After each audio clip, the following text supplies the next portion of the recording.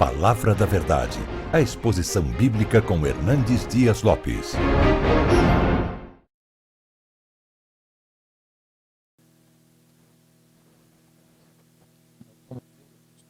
E depois orar ao Senhor. Peço que você abra sua Bíblia comigo no Evangelho de Cristo, conforme o relato de Lucas, no capítulo 15. Lucas, capítulo 15. Vamos ler dos versos 11 ao verso 24.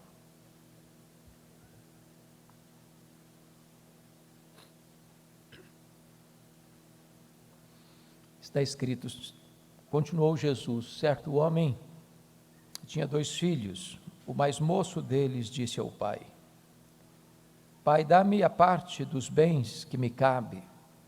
E ele lhes repartiu os haveres. Passados não muitos dias, o filho mais moço, ajuntando tudo o que era seu, partiu para uma terra distante e lá dissipou todos os seus bens, vivendo dissolutamente.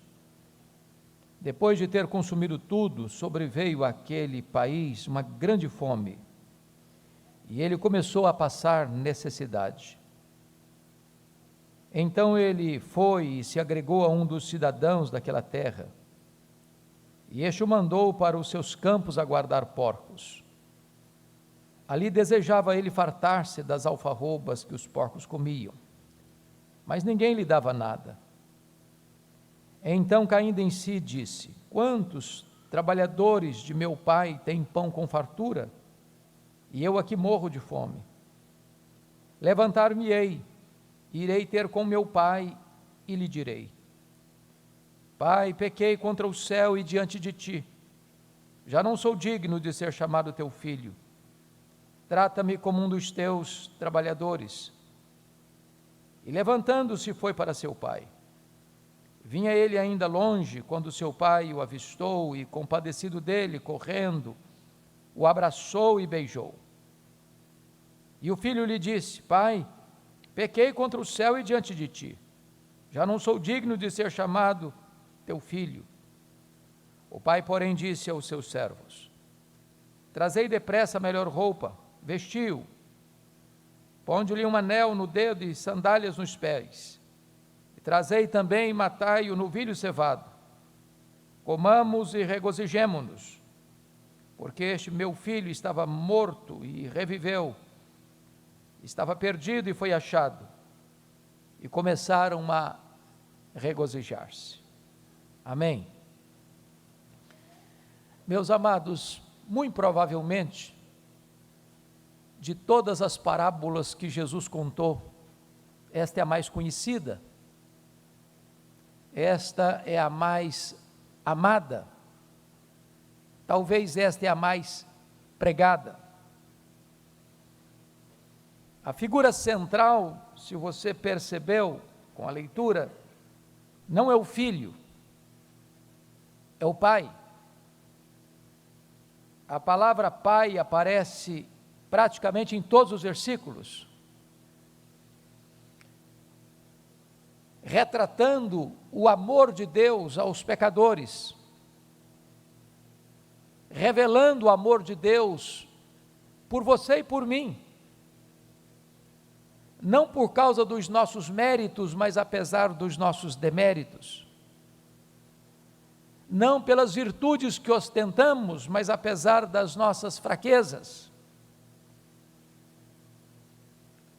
Certamente Lucas 15 é o centro físico, emocional e teológico de toda esta robusta obra escrita por Lucas. Certamente esta parábola é o coração, é o eixo, é o vértice principal da mensagem deste evangelho. E é curioso que Lucas, pela primeira vez, nos informa no verso 1, que todos os publicanos e pecadores aproximaram-se de Jesus para ouvir-lhe. Temos informações de que eles se aproximavam, mas agora a informação é que todos, se aproximavam. E é exatamente isso que provoca o ensino dessas 3 parábolas deste capítulo: da ovelha perdida, da dracma perdida e dos 2 filhos perdidos, um fora de casa, outro dentro de casa. Ao mesmo tempo que Jesus acolhia os pecadores, os fariseus repeliam os pecadores. E então Jesus conta essas 3 parábolas para retratar o amor de Deus pelos pecadores, pelos publicanos, pelos desprezados, por aqueles que eram jogados para fora sem qualquer piedade, pelos religiosos da época, os fariseus e os escribas. Hoje eu quero me deter particularmente nesta parábola chamada a parábola do filho pródigo. A história deste moço pode ser resumida em 5 estágios: a partida de casa, versos 11 a 13, a miséria em que ele se encontrou no país distante, versículos 14 a 16, a contrição que veio sobre ele, nos versos 17 a 19, o retorno para a casa do pai, nos versos 20 e 21, e a aceitação do pai, nos versos 22 a 24. Eu queria olhar este episódio, ou esta parábola que Jesus contou, olhando para a vida desse moço em 4 aspectos distintos, 4 lições distintas. Primeiramente, notem comigo, esse pródigo era feliz, inconscientemente, na casa do pai. É curioso isso, mas ele, ao recordar da casa do pai, quando estava cuidando de porcos, disse: quantos trabalhadores na casa de meu pai têm pão com fartura? Ele admite que na casa do pai de onde saiu, era uma casa onde havia amor, provisão, cuidado. Mas no momento da vida, ele foi tomado por um sentimento de insatisfação. Hoje, irmãos, estatisticamente falando, nós temos cerca de 30% dos crentes que um dia entraram para uma igreja, que foram batizados, fizeram sua profissão de fé, se integraram nela, saíram da igreja. Diríamos hoje, são pessoas desigrejadas. O que aconteceu? Por que saíram? Não temos condições de fazer todas as análises das causas, mas a principal causa que leva alguém a se afastar do povo de Deus, da igreja de Deus, da casa de Deus, chama-se insatisfação. E insatisfação é um sentimento muito perigoso, porque ele pode cegar os nossos olhos, anuviar o nosso entendimento, e de repente tudo aquilo que você tem de bom, você não consegue enxergar mais. Como Eva, que estava num jardim, e de repente se sentiu injustiçada, no jardim do Éden, com todas as benesses, com todos os privilégios, com todas as dádivas, com todas as bênçãos. De repente você olha para a sua família e diz: não está legal. Quantas pessoas deixam o casamento, deixam o cônjuge, deixam os filhos, porque se sentem insatisfeitas. Quantas pessoas que se sentem insatisfeitas na igreja, ali está a presença de Deus, ali está a palavra de Deus, ali estão os cânticos de Sião, ali está a comunhão dos santos, ali está a presença do Altíssimo, mas as pessoas começam a se sentir inadequadas, elas começam a se sentir insatisfeitas, elas começam a nutrir um sentimento de que a vida está pulsando em outro lugar. E esse foi o sentimento desse menino. Ele tinha o pai, ele tinha o irmão, ele tinha a casa, ele tinha fartura, ele tinha segurança, ele tinha deleite, ele tinha provisão. Mas de repente ele pensou que ali estava pequeno demais, estreito demais, limitado demais para ele. E então ele parte para um segundo sentimento, que além da insatisfação, retratado no verso 12, ele parte para a rebelião, do versículo 13. Ele pede ao pai a herança antecipada. A cultura, tanto lá quanto aqui no Brasil, é que a herança é usufruída depois da morte do pai. Enquanto o pai está vivo, ele está administrando e usufruindo. Porém, este moço, na contramão da cultura, diz: pai, eu não me interesso pela tua vida, eu não me interesso por quem tu és, eu quero antecipadamente a minha herança, quero ir embora de casa, quero curtir a vida. Na verdade, ele está como que matando o pai no coração, ele está cortando o cordão umbilical, o seu vínculo com o pai, e ele quer curtir a vida numa espécie de rebelião.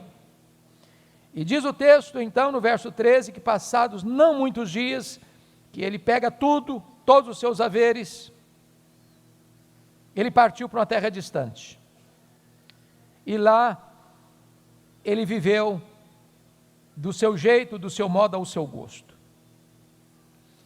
Ele era feliz na casa do pai, mas ele não sabia disso, era feliz inconscientemente.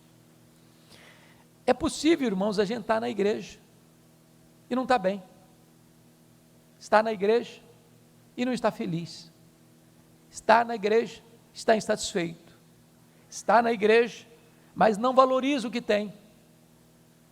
E esse sentimento pode nos levar a um rompimento. Esse sentimento pode nos levar a nos afastar, a abandonar, a buscar novos horizontes, a buscar talvez até mesmo um outro estilo de vida.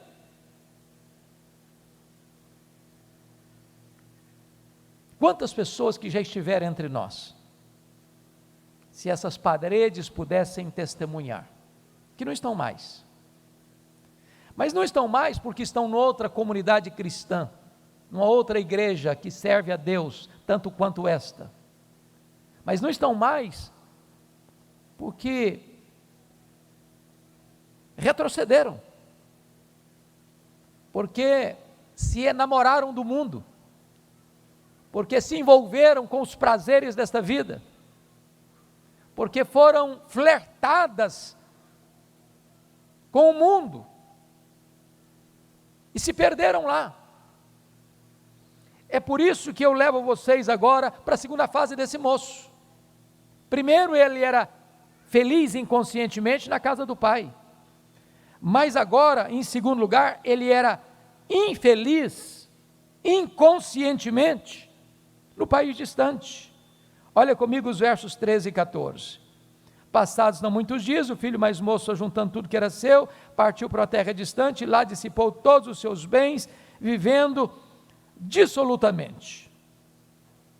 Depois de ter consumido tudo, sobreveio àquele país uma grande fome, e ele começou a passar necessidade. Vamos ficar aqui no verso 13.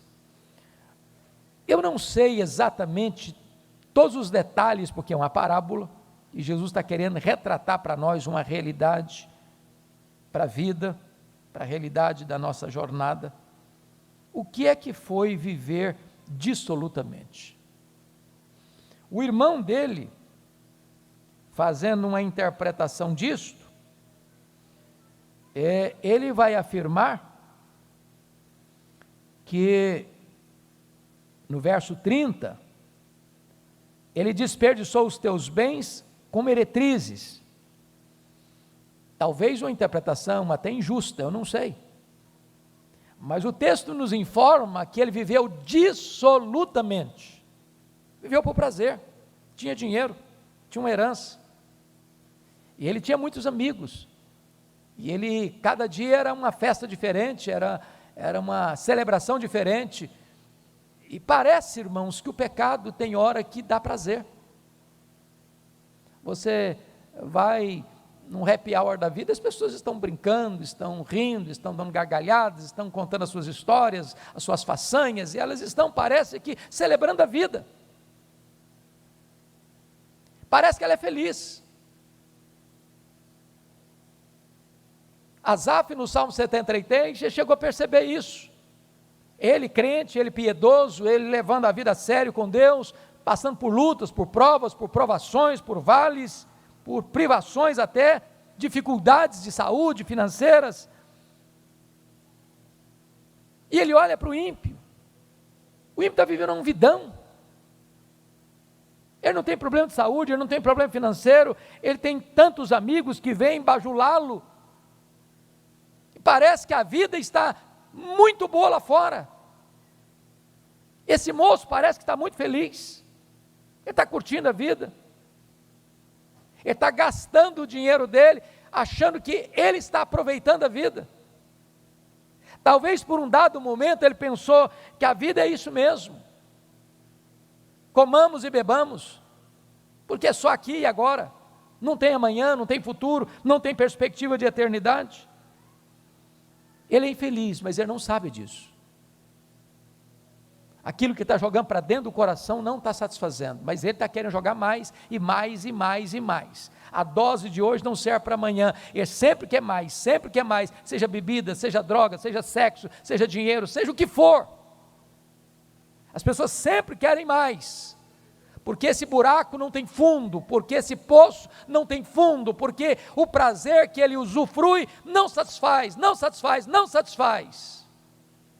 Ele é infeliz, mas ele não sabe disso. Mas vejam vocês, em terceiro lugar, terceira fase da vida desse moço, que ele agora era infeliz conscientemente, cuidando dos porcos. O verso 14 nos informa que, depois de ter consumido tudo, ele foi um péssimo gestor, ele foi um péssimo administrador, ele só pensou em gastar. E aqui está um ponto que só notinha de rodapé. Não sei se você já leu o livro Pai Rico, Filho Pobre, e esse é um dos grandes dramas hoje, de pais que têm muito dinheiro, que criaram os filhos num berço de ouro, os filhos nunca ralaram, os filhos nunca suaram a camisa, de repente o pai morre e deixa uma rica, gorda herança para esses filhos, e eles que nunca souberam o valor das coisas, começam a gastar prodigamente essas coisas e vão à miséria, vão à pobreza. Isso é uma constatação no mundo de hoje.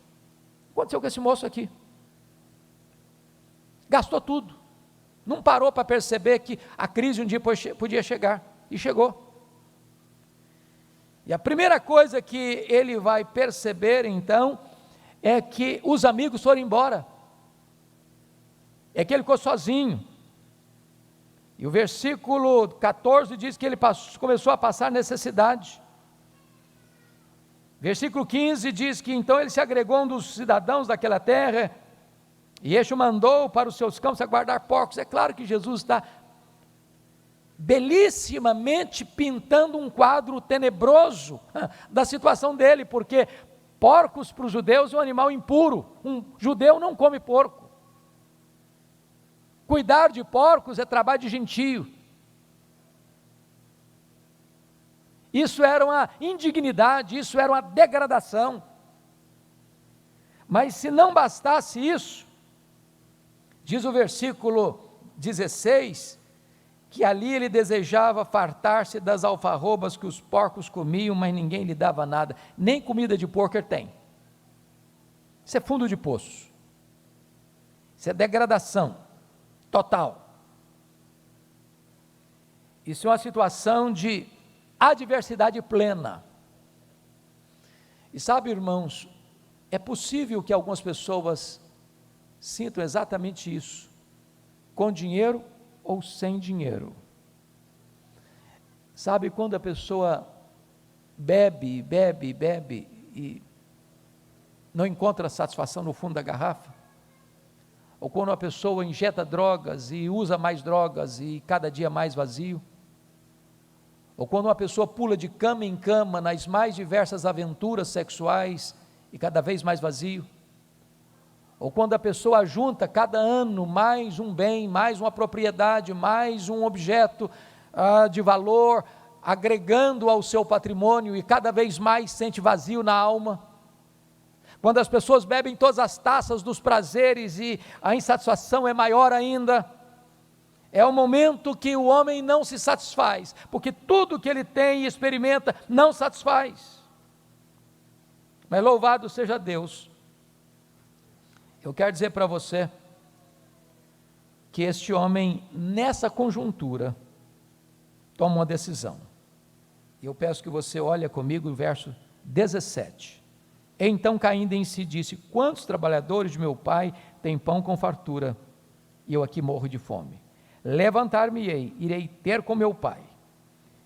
E ele vai dizer no verso 20, e levantando-se, foi para o seu pai.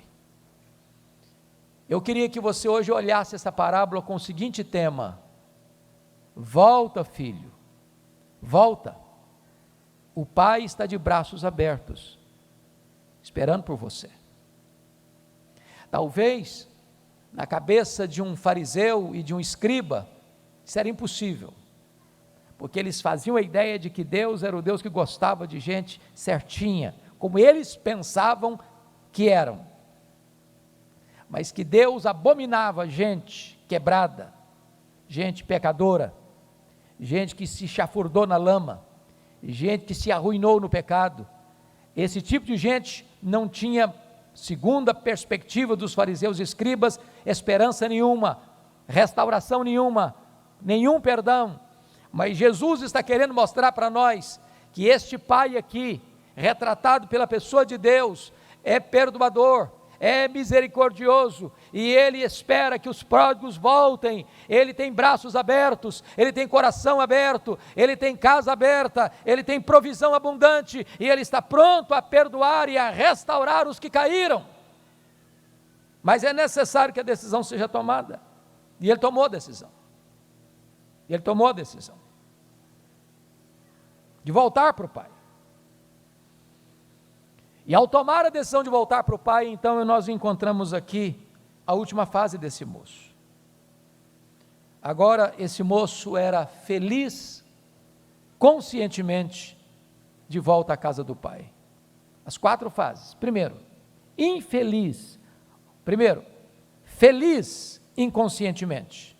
Segunda fase, infeliz inconscientemente no país distante. Terceira fase, infeliz conscientemente cuidando dos porcos. Quarta fase, feliz conscientemente de volta à casa do pai. Quando ele volta, ele ensaia um discurso. Eu acho belíssimo o retrato de Jesus, porque ele ensaia um discurso de pedir de perdão. Vejam vocês, qual foi o ensaio que ele fez? Levantar-me-ei, irei ter com meu pai, versículo 18, ele direi: pai, pequei contra o céu e diante de ti, já não sou digno de ser chamado teu filho, trata-me como um dos teus trabalhadores. Esse foi o discurso que ele ensaiou, que ele decorou. Falei, eu vou falar isso para o meu pai. Quando ele chega, ele descobre algo. O pai o esperava, o pai o aguardava, o pai o vê antes mesmo dele ver o pai. Antes de ele correr para o pai, é o pai que corre na direção dele. É o pai que abraça, é o pai que beija, é o pai que acolhe. E então ele começa a proferir o seu discurso ensaiado.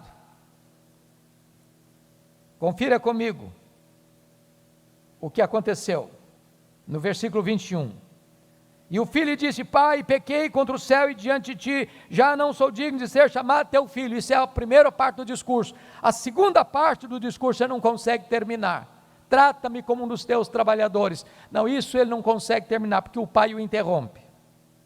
No verso 22, o pai, porém, veja a conjunção adversativa, o pai, porém, não fala com ele.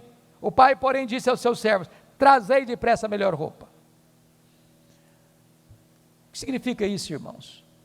Significa que aqueles que são restaurados à comunhão da igreja, aqueles que são reconduzidos à casa do Pai, eles não precisam viver se martirizando com culpa, dizendo: agora eu vou ser sempre um crente de segunda classe, agora eu não vou ser mais filho, agora eu vou ser um escravo, agora eu vou ser um servo, agora eu não vou ter acesso à mesa, agora eu não vou ter acesso aos privilégios da família, agora eu vou ficar escanteado, numa vida bem apagadinha. Ele estava até feliz com isso, mas o pai não permite. O pai perdoa, o pai restaura, o pai celebra, o pai manda fazer algo que irrita muito o filho mais velho. É que toda a família tinha o hábito de cultivar no seu campo um bezerro, chamado o animal cevado, que era tratado com todos ele cuidado, para que quando se recebesse alguém muito importante, muito amado, muito precioso para a família, se matava este bezerro cevado, para a festa mais calorosa, da maior expressão de carinho e amor, pois o pai manda matar o bezerro cevado para o seu filho que volta, machucado, maltrapilho, sujo, e o pai diz: não, vamos celebrar, traz lá roupa nova, traz lá anel, traz lá sandália, corre lá, pega o bezerro cevado, imola-o, sacrifica-o, vamos fazer uma grande festa, porque este meu filho estava perdido e foi achado, estava morto e reviveu. Oh, amados irmãos, como é precioso o perdão de Deus por nós. Quem é esse pródigo? Sou eu. É você.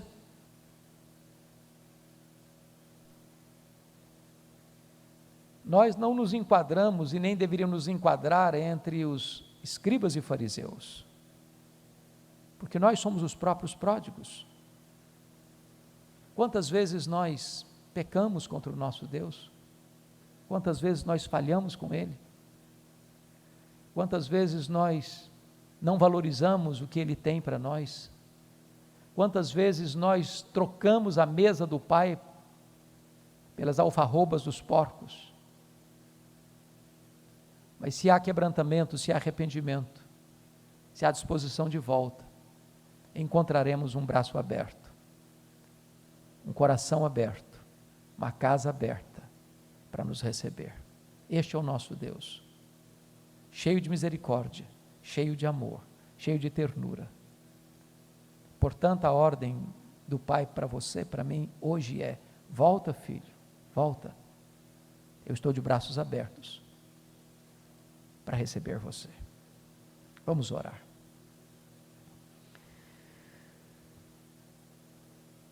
Deus amado, nós te agradecemos, porque não há Deus como tu,